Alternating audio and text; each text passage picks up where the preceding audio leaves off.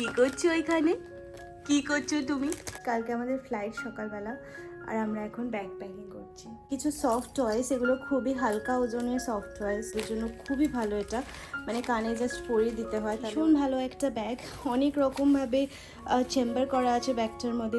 এদিকে দেখাও, কি করছো? ফার্স্ট টাইম আমি কিনলাম ব্ল্যাঙ্কেট, তার সাথে আরও একটা ব্ল্যাঙ্কেট, মোট দুটো ব্ল্যাঙ্কেট, মানে বেবি ব্ল্যাঙ্কেট আমি ক্যারি করবো। মাস্ট একটা ওষুধ, যেটা সমস্ত মায়েদের ক্যারি করা উচিত। সমস্ত কিছু আজকে পুরো প্যাকিং করতে। তুমি হাসছো কেন? তুমি কিছু বুঝতে পারছো? হ্যালো এভরিওয়ান, আমি দেবলীনা সুদূর ইংল্যান্ড থেকে আমার নতুন একটি ব্লগে আপনাদের অনেক অনেক স্বাগত জানাই। আশা করি সবাই খুব খুব ভালো আছেন এবং সুস্থ আছেন, আর আমরা খুব ভালো আছি। তো আমাদের ইন্ডিয়া যাওয়ার সময় প্রায় চলেই এলো, আর মাত্র 2-3 দিন বাকি। তো এখন আমরা ফাইনালি জিনিসপত্র প্যাকিং করব। এখন অবধি কিচ্ছু প্যাকিং হয়নি, লাস্ট উইকেন্ডটাও চলে গেল, উইকেন্ডেও আমরা কিছু প্যাক করতে পারিনি।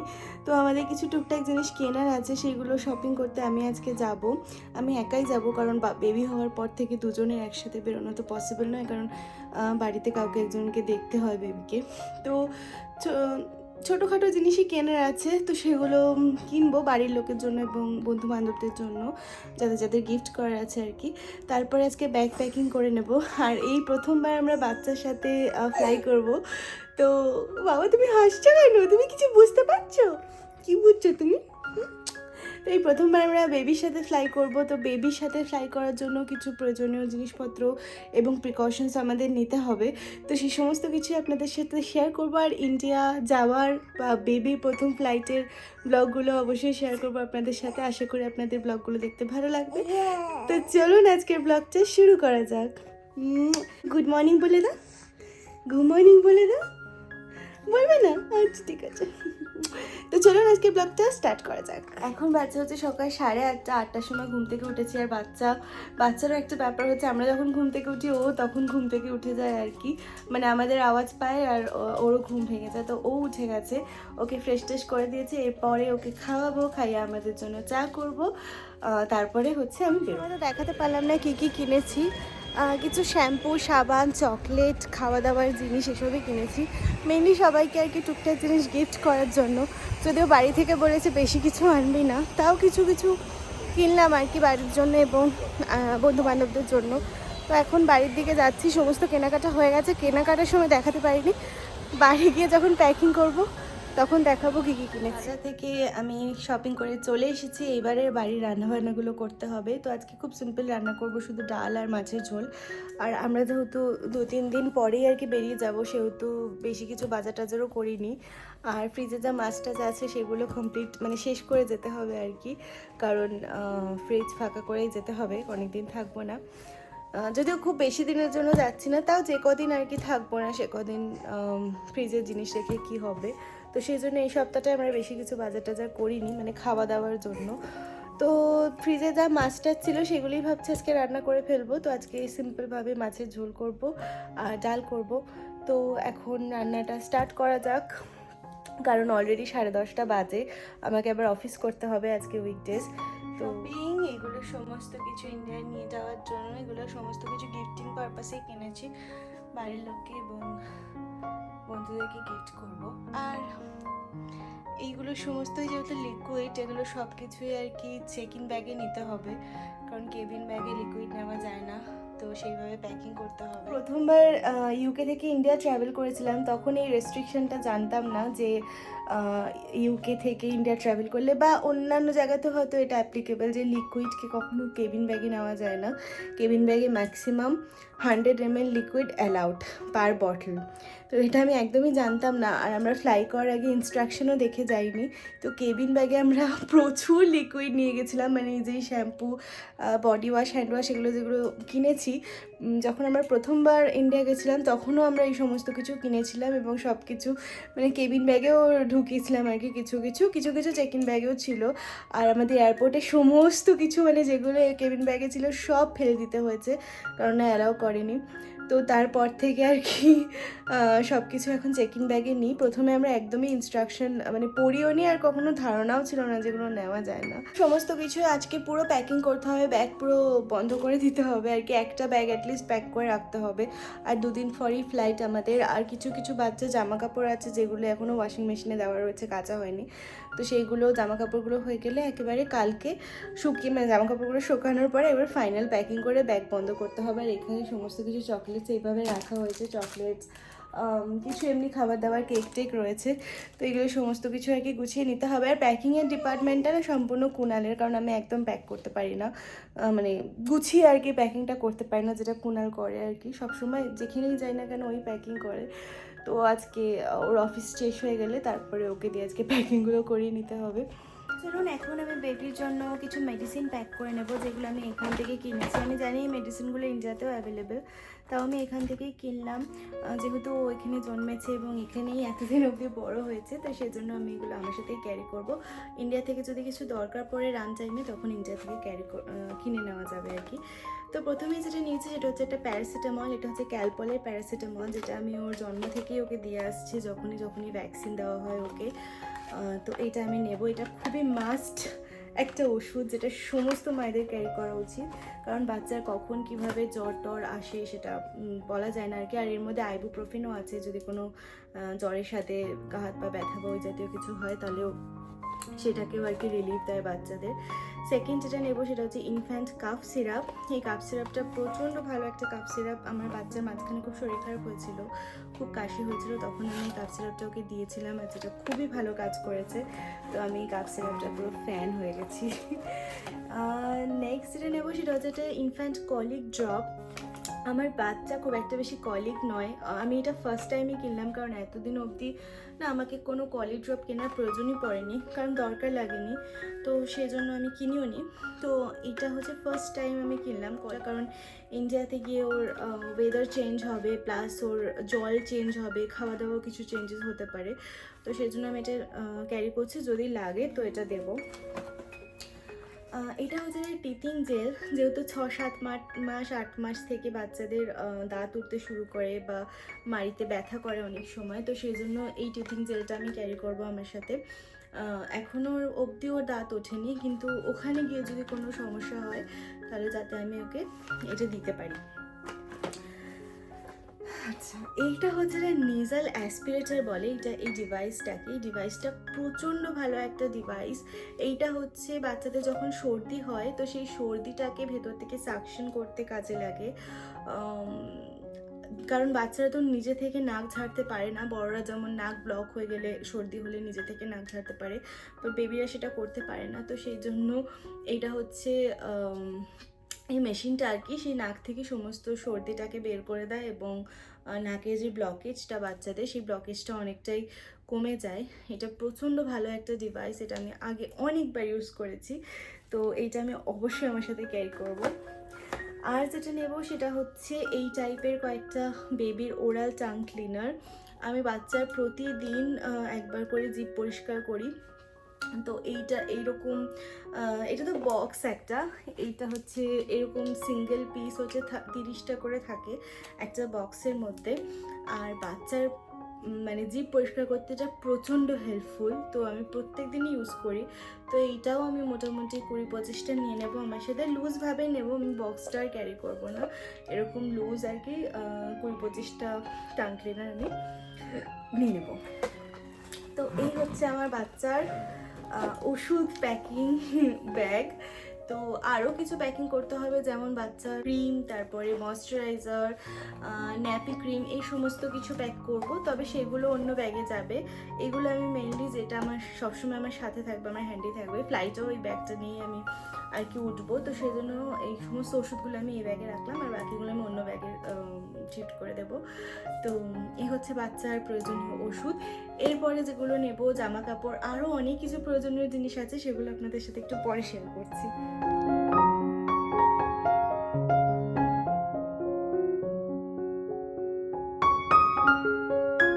রান্নাবান্না শেষ হলো, আর এখানে রান্না করেছি মাছ থেকে মানে মাছের ঝোল থেকে ধোয়া উঠছে, আলু দিয়ে রান্না করেছি।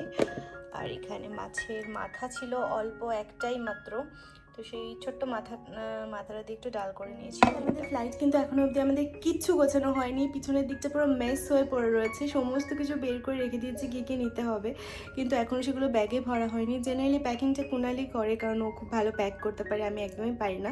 কিন্তু বাচ্চার যে ব্যাগটা আমরা ফ্লাইটে ক্যারি করব সেই ব্যাগটা আমি গোছাবো, মানে যে ব্যাগটা নিয়ে আমরা আর কি ফ্লাইটের কেবিন ব্যাগ যেটা হবে, তো সেই ব্যাগটার মধ্যে কী কী এসেনশিয়াল জিনিস প্যাক করছি সেটা চলুন আপনাদের সাথে শেয়ার করছি। যে ব্যাগটা আমরা কেবিন ব্যাগে ক্যারি করব, আর এই ব্যাগটা না বাচ্চাদের বেবির মানে সমস্ত কিছু জিনিস ক্যারি করার জন্যই। তো এই ব্যাগটা আমাকে আমার অফিস থেকে দিয়েছিল যখন আমি প্রেগনেন্ট ছিলাম। তো এই ব্যাগটা ভীষণ ভালো একটা ব্যাগ, অনেক রকমভাবে চেম্বার করা আছে ব্যাগটার মধ্যে ক্যারি করার জন্য। তো প্রথমেই আমি যেটা ঢোকাবো সেটা হচ্ছে প্যাম্পার্স। আমাদের ফ্লাইট টাইম হচ্ছে ওই 12 ঘন্টা মতো টোটাল, আর এয়ারপোর্টে মিলিয়ে মোটামুটি 15 ঘন্টা মতো লাগবে যেতে। তো এইগুলো হচ্ছে ডাইপার, আমি মোটামুটি 6টা ডাইপার নিলাম, আমার মনে হচ্ছে এটাতেই হয়ে যাবে, বাট আমি তাও যদি ব্যাগে জায়গা থাকে আরও দুটো এক্সট্রা ক্যারি করবো। তো এইটা হচ্ছে ডাইপারের সেকশন, তো এখানে আমি ডাইপারটা ঢুকিয়ে দিলাম। নেক্সট হচ্ছে বেবির ফিডিং বটল, তো ফিডিং বটলেরও এখানে আলাদা করে সেকশন করা আছে। তো এই ফিডিং বটলের সেকশনে আমি ফিডিং বটলগুলো ঢুকিয়ে দেবো। আর এখানে আমি মোটামুটি 3টে ফিডিং বটল ঢোকালাম, কিন্তু আমার মনে হচ্ছে আরও লাগবে, তো সেই জন্য আমি মানে বাকিগুলো আর কি ধোয়া নেই, স্টেরিলাইজ করা নেই, তো ওইগুলো আমি ধুয়ে স্টেরিলাইজ করে মোট 5টা ফিডিং বোতল আমি নেব। আপাতত আমি 3টে এখানে ঠোকালাম। তারপরে যেটা নেব সেটা হলো বেবি ওয়াইপস, তো এই ওয়াইপসটাও আমি এই চেম্বারেই ঠোকালাম। তো ডাইপার, ফিডিং বটল আর ওয়াইপস এখানে আমি ঢুকিয়ে চেনটাকে বন্ধ করে দিলাম। তারপরে যেটা ঢোকাবো সেটা হচ্ছে ফ্লাক্স, তো এই ফ্লাক্সটার মধ্যে গরম জল ভরে এখানে আলাদা করে ফ্লাক্সের একটা চেম্বার করা আছে। যদিও ফ্লাইট থেকে গরম জল দেয়, তা সত্ত্বেও আমি ফ্লাক্সে গরম জল একটু ক্যারি করব যদি কোনো রকমভাবে দরকার পড়ে। আর যদি এয়ারপোর্টে ফিট করাতে হয় তাহলে এই ফ্লাক্সটা খুবই কাজে লাগবে, কারণ এর মধ্যে যে গরম জলটা আছে সেটা দিয়ে আমি ওকে ফিট করাবো। একটা জামা কাপড় তো পরিয়ে নিয়ে যাব, তার সাথে সাথে আরও 2 সেট জামা কাপড় আমি ক্যারি করব, যে যদি ফিট করাতে বা কোনোভাবে জামা কাপড় চেঞ্জ করার দরকার পড়ে তাহলে যেন আমি করাতে পারি। আর আমাদের এখানে মোটামুটি 10-11 ডিগ্রি টেম্পারেচার এখন, কিন্তু ইন্ডিয়াতে এখন ভালোই গরম রয়েছে, তো সেই জন্য একটা গরমের জামা ক্যারি করলাম আর একটা শীতের জামা। নেক্সট যেটা নেব সেটা হচ্ছে ব্ল্যাঙ্কেট, মধ্যে খুব চিল্ড একটা ওয়েদার থাকে, তো সেই জন্য এই একটা ব্ল্যাঙ্কেট, তার সাথে আরও একটা ব্ল্যাঙ্কেট, মোট 2টো ব্ল্যাঙ্কেট মানে বেবি ব্ল্যাঙ্কেট আমি ক্যারি করব।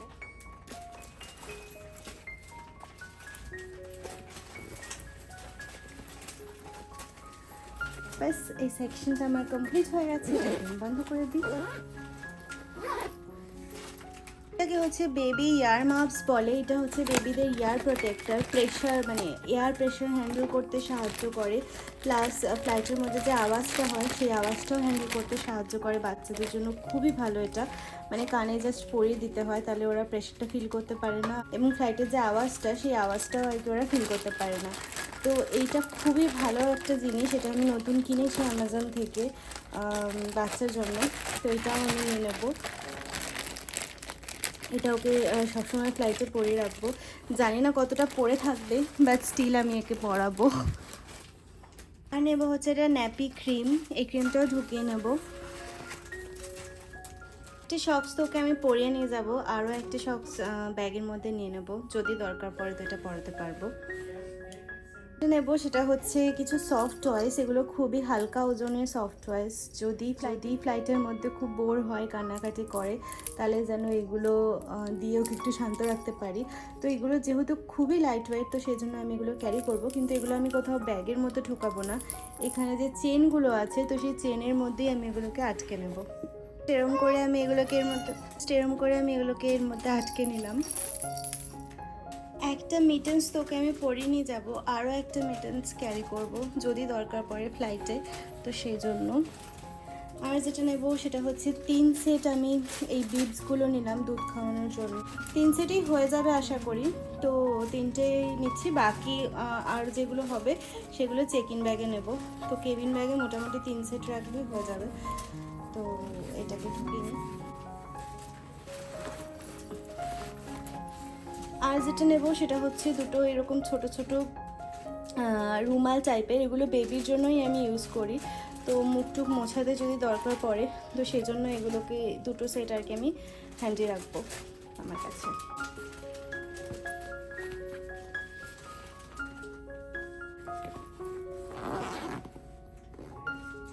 ব্যাস কমপ্লিট হয়ে গেল ব্যাগ প্যাকিং। লাস্ট যেটা আমি ঢোকাবো সেটা হলো একটা সোয়েটার। তো একটা সোয়েটার মানে হালকা পাতলা সোয়েটার তুমি ওকে পরিয়ে নিয়ে যাব। আর ফ্লাইটে যদি খুব বেশি ঠান্ডা লাগে, যদি ব্ল্যাঙ্কেট বারবার করে সরিয়ে দেয় গা থেকে, তাহলে ঠান্ডা লাগতে পারে, বা কোনো কারণে একটা সোয়েটারের মধ্যে জল বা দুধ কিছু পড়ে গেলে আমাকে সোয়েটার চেঞ্জ করতে হবে। তো সেজন্য আমি আরও একটা সোয়েটার ঢোকাবো। এই হচ্ছে সেই সোয়েটার। তো এটা আমি নিচেটায় ঢুকিয়ে নিই। আমাদের কেবিন ব্যাগের মানে বাচ্চার জন্য অ্যালাওয়েন্স রয়েছে 5 কেজি। তো আশা করি এটা 5 কেজির মধ্যেই চলে আসবে। তাও একবার লাস্টে দেখে নিতে হবে যে কতটা হচ্ছে। তো এই হচ্ছে আমাদের ব্যাগ রেডি। আর আপনার বাচ্চা যদি বটল ফিট করে তাহলে কিন্তু ফর্মুলা মিল্কটাও আপনি কেবিন ব্যাগেই ক্যারি করতে পারেন। সেটা লিকুইড ফর্মেও হতে পারে কিংবা পাউডার ফর্মেও হতে পারে, কিংবা ব্রেস্ট মিল্ককে পাম্প করেও আপনি এই বটলের মধ্যে ভরে নিয়ে যেতে পারেন। ঠিক আছে, এগুলো যেগুলো আগে কিনেছিলাম, তো এগুলো কুনাল রাত্রিবেলা প্যাক করবে। আমার বাচ্চার জন্য প্যাকিং রেডি। আর এদিকে তুমি কি করছো? কি করছো? এগুলো সব বের করে কি করছো তুমি? এইদিকে তাকাও, এইদিকে তাকাও, এইদিকে তাকাও। কি করছো? কি করছো এখানে? কি করছো তুমি? তুমি কি দুষ্টু দুষ্টু করছো? তুমি দুষ্টু দুষ্টু করছো? দুষ্টু দুষ্টু করছো? করছো করছো দুষ্টু দুষ্টু দুষ্টু দুষ্টু দুষ্টু করছো। এখন বাচ্চা হচ্ছে রাত্রির 11:15। কালকে আমাদের ফ্লাইট সকালবেলা, আর আমরা এখন ব্যাগ প্যাকিং করছি। মানে কুনাল এখানে ব্যাগ প্যাকিং করছে সমস্ত কিছু। এই ব্যাগটা প্যাকিং হলে এই বড় ব্যাগটা প্যাক হবে। এখন সমস্ত কিছু এই সবে আমরা স্টার্ট করলাম। জানি না কখন শেষ হবে, জানি না কখন ঘুমোতে যাব। তারপরে কালকে সকালবেলা ঘুম থেকে উঠতে হবে, ফ্লাইট। তো দেখি কতদূর কী করা যায় আজকে রাতের মধ্যেই কমপ্লিট করতে হবে, কারণ সকালেই আমাদের ফ্লাইট। আর আমরা এতদিন করব করে এখনও হয়নি কিছুই করা। এই সবে আমরা 10:30টার সময় বসলাম ব্যাগ প্যাকিং করতে। তাড়াতাড়ি হয়ে যাবে আশা করছি, কারণ সব কিছু গোছানো আছে, শুধু ব্যাগে সিস্টেমেটিক্যালি ভরা আর কি। তো এই হচ্ছে ব্যাপার। আমরা যখনই কোথাও যাই কুনালি ব্যাগ প্যাকিং করে সুন্দর করে বেশ গুছিয়ে সমস্ত কিছু নিতে পারে। আমি তো ভালো করে পারি না। তো ওই ব্যাগটা প্যাকিং হলে তারপরে আমাদের এই বড় ব্যাগটা প্যাক হবে, তারপরে ছোট ব্যাগ দুটো প্যাক হবে। আর তার মধ্যে আমাদের চলে গেছে রাত্রিবেলা জল। কোনো ওয়াটার কানেকশন নেই পুরো বিল্ডিংয়ে, ওয়াটার সাপ্লাই পুরো বন্ধ হয়ে গেছে। তো সেই জন্য আবার এখানকার সুপার মার্কেট থেকে জল কিনে আনলো। হঠাৎ করেই মনে হচ্ছে কিছু একটা ডিসরাপশন হয়েছে। তো এই হচ্ছে ব্যাপার। এখন এগুলো করে, এখন ঘড়িতে 11:15, এগুলো করে তারপরে আমরা ঘুমোতে যাব। জানি না কতক্ষণ রাতে ঘুম হবে। আরও আছে জিনিসপত্র ওই ঘর থেকে নিয়ে আসতে হবে। আমরা কোথায় যাব?